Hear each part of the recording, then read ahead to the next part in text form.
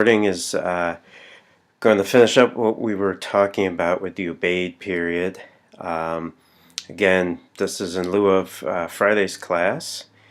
I also have two videos I'm posting on Blackboard, portions of documentaries I'd like you to watch, and that will be an introduction to the next time period that we're looking at, the Uruk periods, right? So there's a transition from this Ubaid period, which is about 5000 BC to 4000 BC, and we're getting into the next period, which is about 3800 BC to 3000 BC, right? Okay, so let's finish up talking about the Ubaid. We saw that there were several pieces of evidence that showed that Ubaid society was what we would call chiefdom level society. We don't have cities quite yet, but we have large towns. We have the appearance of temples that grow larger and larger through time at Eridu, showing that that the temple becomes an institution and it becomes more powerful, and that there's cultural continuity throughout time. We looked at the site Telaweli, and we saw that this storage facility was probably for one family or extended kin group. It wasn't large enough for the entire community, but it probably again illustrates that some kin groups had more wealth, that is, stored surplus food, than other people within the society. And so we're really getting into a ranked hierarchical society where wealth and status is inherited. Okay, another piece of evidence is from a site called Tel Abada. Okay? And at this site, what they found was, kind of in the middle of the site, they found a very, very large building that looks like it was domestic. It had stone artifacts. It had burials underneath. It looked like it was bigger than the other houses nearby. And so this might have been the house of the elite kin group, an elite family. We're not exactly sure, right? But it's again points to status differences among people in the society. And you can see these stone artifacts were also some of them were seals, right? So they were used to seal things, and seals again imply maybe ownership, but also maybe control, right? That is, you're trying to keep track of things and you don't want people tampering with certain things. They also found in this large house, they found these clay, you might almost call them tablets. This is something we're going to see more of in the next period, the Uruk period. But some of these pieces of clay, you can see, have tick marks. Some people think they might be kind of like a tally system, a record-keeping system. The clay gets, the pottery gets more advanced also. So you have, you can see these are pieces of different pots that actually were heated up in the kiln too hot, and they actually fused together. But what this shows is that they could get these kilns to very high temperatures, so it looks like they were beginning to really master ceramic making and pyrotechnology. Okay, so in many different levels, it looks like in the south we have a chiefdom level society, right? Storage facilities, we've got temples, that implies also an organization of labor. We have elite houses, we have elite burials, we have prestige goods. So now let's look in northern Mesopotamia. Remember, this is the dry farming area, so this is not the irrigation area of the south. This is the area that's in northern Iraq, northern Syria. Right? Tepe-Gawra is in northern Iraq, and in Tepe-Gawra they have found prestige goods like lapis lazuli from Afghanistan, like we talked about before. Households also have things like spindle whorls for, that show that they were producing textiles. One particular house, and just to go back, this is showing you the temple, right, which is an Ubaid style temple, right? So this is, it starts out as, or Tepe-Gawra, there's a Halaf period, and right after the Halaf period is where you find this Ubaid material culture. So there's this roundhouse that's kind of near the center of the site, and it had all these rooms. You can see that were sort of subdivided sections. They think maybe there was a second story based on the thickness of the walls. And they found a lot of clay ceilings, right? So it looks like the ceilings, that is the pieces of clay that were sealed by a stone seal, were placed on pieces of rope that might have been either tying up doors or jars or other things like sacks, right? So it looks like people within this household were trying to control the distribution, right, of things and possibly the production of certain craft items and food items. Okay, so what to make of all this? Well, archaeologists have sort of interpreted this in several different ways, right, and tried to sort of understand how this early chiefdom worked and what it can tell us in terms of how early civilizations developed. Right? But it looks like this is, an economy that's based on surplus food first, but also prestige goods that are obtained through trade. This is way before we have money or currency or standardized units of wealth, right? So sources of wealth were surplus food and some of these other things like we might call prestige goods, right? So some people have used this idea of a ritual mobilization of staple finance. What the heck does that mean? Right, well, Timothy Earle, who's an anthropologist and archaeologist, and Johnson, also anthropologist and archaeologist, they kind of created a taphonomy sorry, not taphonomy, but kind of like a taxonomy of different forms of power in chiefdoms and states. And their taxonomy includes two categories: staple finance and wealth finance. Right? So staple finance is defined as the accumulation of surplus food through tribute giving from, let's say, small villagers and commoners that you then use for other things, to hire workers, to trade for other items that you need, right, to increase your own status, right? So that's financing elites with staples. All right, what about wealth finance, or elites financing themselves with wealth? Well, this is more of a prestige good economy, right? So the acquisition of foreign or rare or exotic materials, or the production of craft goods by elite specialists that increase your power and dominance within the society, right? It's not an either or. Societies do both usually, but societies may have a focus on one versus the other. And what some anthropologists observe, or at least they think they observe in the Ubaid period, is there seems to be more of an emphasis on staple finance versus wealth finance. And that wealth finance becomes more important later.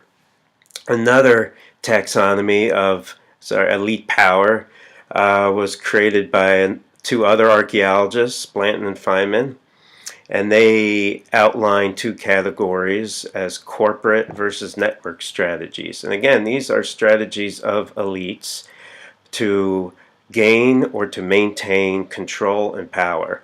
So a corporate strategy, corporate essentially means group. Corporate strategy is focused on the group identity, building up themselves within the eyes of people within that group.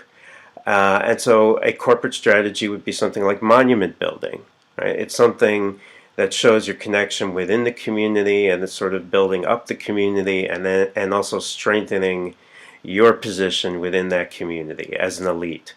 A network strategy is showing power and rank through networks outside of the community, right? So exotic trade goods from other societies would demonstrate to people that you have links to these exotic areas, and that would give you a certain amount of status.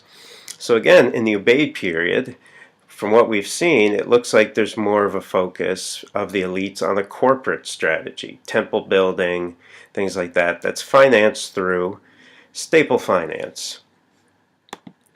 Okay, the temples again, are very prominent pieces in this society, and so it looks like, well, some people think that the elites were essentially using the temples to call up surplus food, which then they could use to kind of support themselves and strengthen their own position within the society, right? So that's why it's ritual mobilization of staple finance. The ritual is the religion, and mobilization is using religion, right? That is, we need to support the temple, and we need to build this temple to honor and please this God, and we need to perform sacrifices to this God to keep this God satisfied, and that means that people have to bring their surplus food to the center of the village, to this temple, and then the priests, the specialists in charge of religion, will then perform the proper ceremonies to ensure that the god is pleased and that there's going to be, or goddess, and that there's going to be a good harvest next year. It's again kind of a, as we talked about a little bit before, I think, sort of a Marxist way of looking at things, but that's one view of archaeologists. Okay, so do we have a hereditary class at this time? It looks like it, right? And this sets up the stage for the next period, in which we see the development not of chiefdoms, but of the next, you might call, social evolutionary step, that is states or civilization. And as we talked about, and as you're reading in the article for this week's reading assignment, Ubaid material culture, which originates in southern Mesopotamia, spreads all the way down to parts of the Persian Gulf, even down here as far as parts of Kuwait and some of the Gulf states, and all the way up into Anatolia, modern-day Turkey, right? So what the article looks at is, if you examine different areas, what elements of Ubaid material culture are present in these areas, and does that tell us anything about the spread of this material culture, right? And where different regions are adopting different elements of Ubaid material culture, right? You could sort of see that it's not uniform, and it tells us also maybe what was going on in terms of the spread of pots, styles of temples, etc. Right? So that was kind of the question for this week. So pay close attention to the main conclusion of Osbal and Stein in terms of what evidence they're using and what their interpretation of that evidence is in terms of how to understand the spread of Ubaid material culture. Okay, this is also evidence, well, there's also evidence during the Ubaid time of trade, right, and the movement of Ubaid people to other areas as well. Right? So in the south, right, in that Persian Gulf area, which is outside of the realm of southern Mesopotamia, right? So here's Eridu and southern Mesopotamia, and they have found sites here in Kuwait and further south where they found things like Ubaid pottery. Some of the sites in Kuwait, they've done studies on the Ubaid pottery where they've actually analyzed the clay, and they can determine that these pots originate from southern Mesopotamia. So it's not just local imitations of Mesopotamian pottery. It looks like it's really pottery from Mesopotamia ending up in other locations. But you have several pieces of evidence of the use of boats at this time, and it's probably for trade up and down the river and movement of goods up and down the river, but also into the Persian Gulf as well. So you have models of boats like you can see here. In this one site in Kuwait, they also found a picture of a boat on a sherd, broken pot sherd, and they found this stuff, which is petroleum tar, right? And this petroleum tar artifact is like many that they found at the site. One side has impressions of reeds, and the other side has barnacles, right? So this was used for waterproofing. So it's obvious that they're waterproofing a reed bundle that's sitting in the salt water and accumulating barnacles on it. So most likely a boat, right? They took reed bundles and they lashed them together with rope, and then they heated up this petroleum asphalt and coated the outside and basically waterproofed the boat that way. And as I'll point out, I found a piece just like this in the site that I studied for my PhD, and it was most likely a boat there as well. And archaeologists who worked on these fragments of boats actually built a reconstruction of one. And they were sailing it in Oman, but the Omani Navy actually had to rescue them because the thing started to sink almost immediately. So it shows you that experimental archaeology doesn't always work. Right? And these are some of the articles about it if you want to read it. It was, I think, an Australian designer who built the boat. So this was from a Australian news source. Right?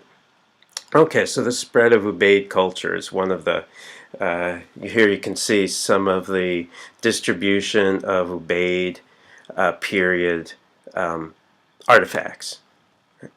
Okay, so again, what does this mean? Is it movement of people? Is it movement of ideas? Is it movement of material culture?